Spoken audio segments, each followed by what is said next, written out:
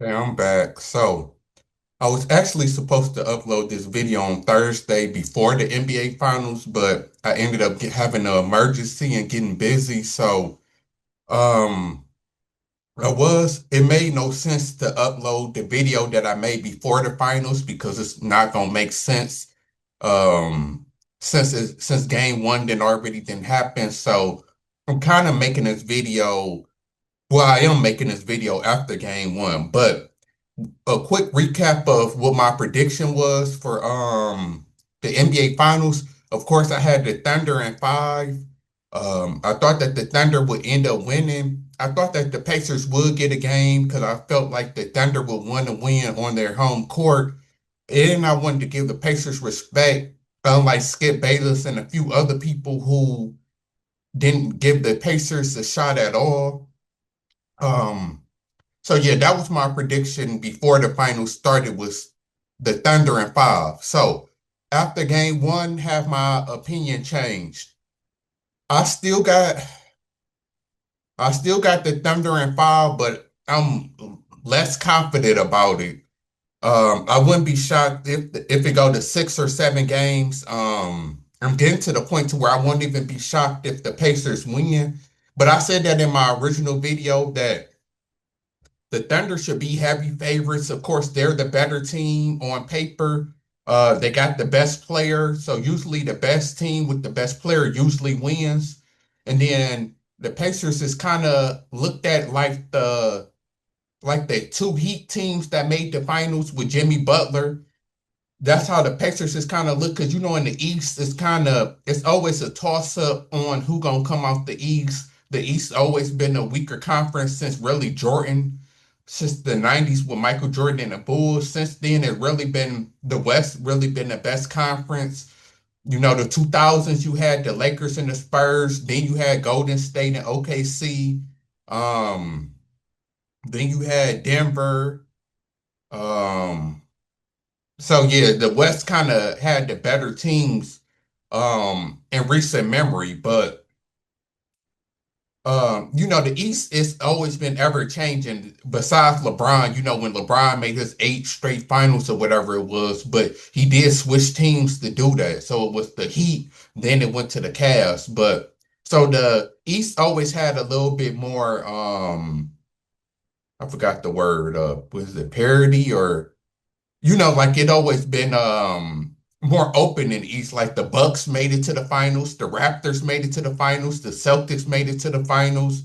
Now you got the Pacers making it to the finals versus in the West, it's always been mostly the Lakers or the Warriors. Then it was the Spurs and so on and so on. So the Pacers was kind of looked at like kind of being looked at like the Heat. Like, okay, they had a great year basically, but they have no chance of winning the finals. That's kind of how it was when Jimmy Butler made it to the two finals against the Nuggets and the Lakers. Like the Lakers and the Nuggets was heavily expected to win.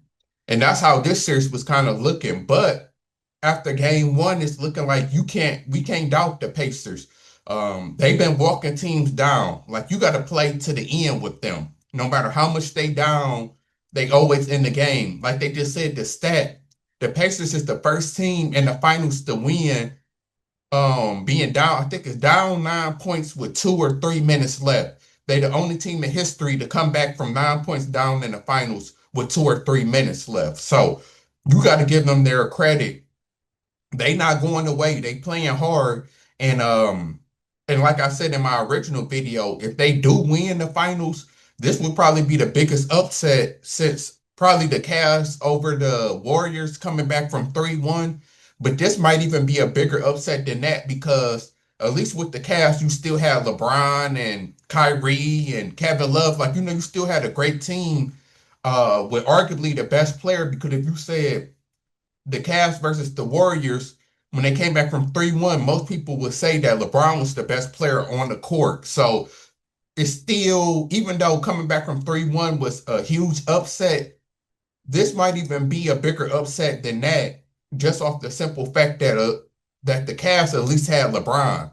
The Pacers, don't have the best player. Like everybody knows, Shea is the best player on the court, and they got the best team.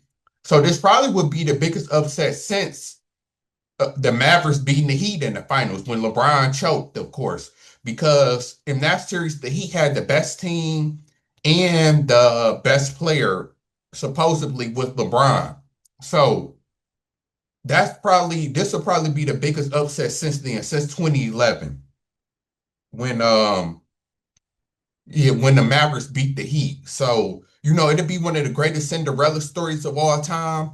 Oh, I forgot about the Raptors beating the Warriors in 2019, but that really don't count because most people would agree if Kevin Durant didn't get hurt, then Clay got hurt, the Warriors probably win that series easily. Not no discredit to the Raptors because looking at it, that Raptors team was underrated. And you look at Siakam now, Siakam is about to be the second best option on two potentially championship winning teams because with the Raptors, he arguably was the second best player after Kawhi. I know Fleet and Ibaka played good, but I remember I think Siakam was the second leading scorer and I think he was considered the second best player. And now with the Pacers, it's kind of like a toss up with him and Tyrese, like Jaylen Brown and Jason Tatum was because Siakam actually won Eastern Conference player the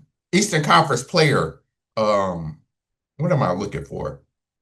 The Eastern Conference best player, whatever it's called. But he ended up winning the award for being the best player in the Eastern Conference. So you can't count him out. So, um, but yeah, so the Raptors really wasn't looked at as that big of an upset because KD was out.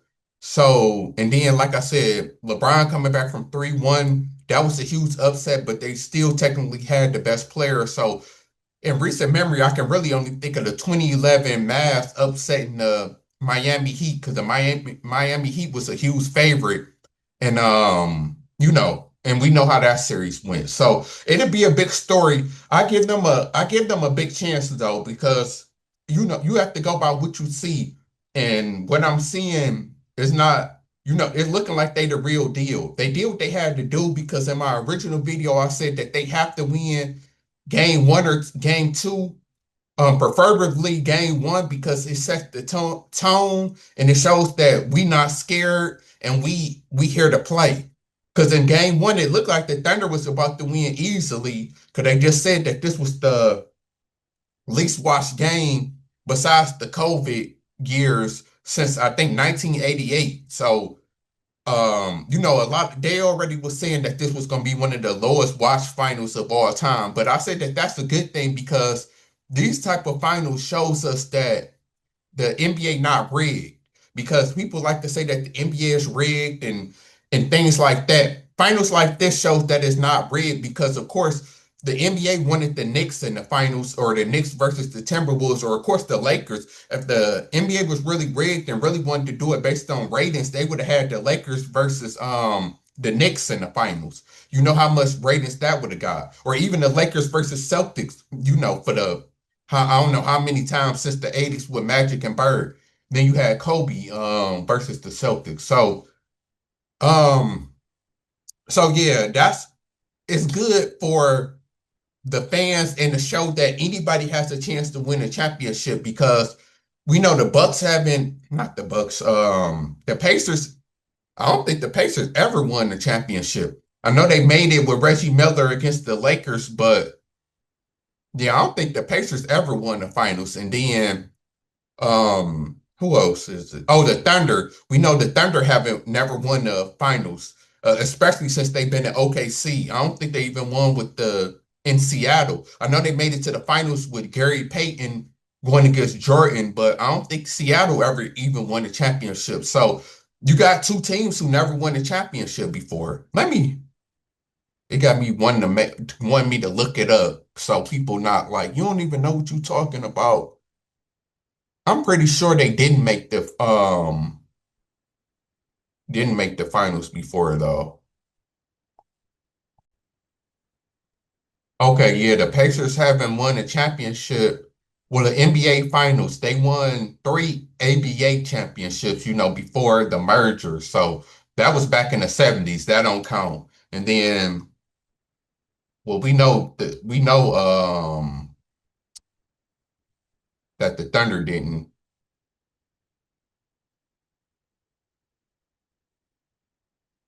Okay, so they won the championship in 1979.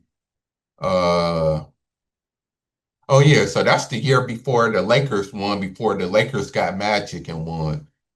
So of course they haven't won since they've been OKC in 2008. And 1979 was a long time ago. Actually, who was on that team?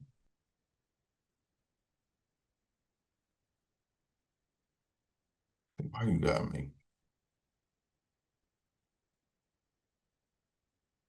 So they had Dennis Johnson, Gus Williams, excuse me, Jack Sigma, John Johnson. Well, basically the best player is looking like was Dennis Johnson. And yeah, he won finals MVP that series. So yeah, Dennis Johnson ended up winning. Then he ended up going to the Celtics. How many champ? Oh, he got three NBA titles and one NBA Finals MVP. Yeah, so yeah, Seattle did win. That's why I wanted to look it up because I know people probably like the Seattle did win a championship, so I wasn't 100% sure. So they won one in 1979. So what's that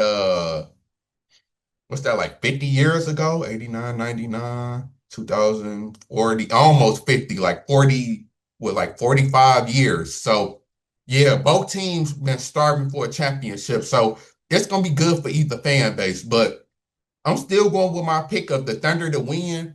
It might not be in five because that means the Thunder basically have to win these next four games.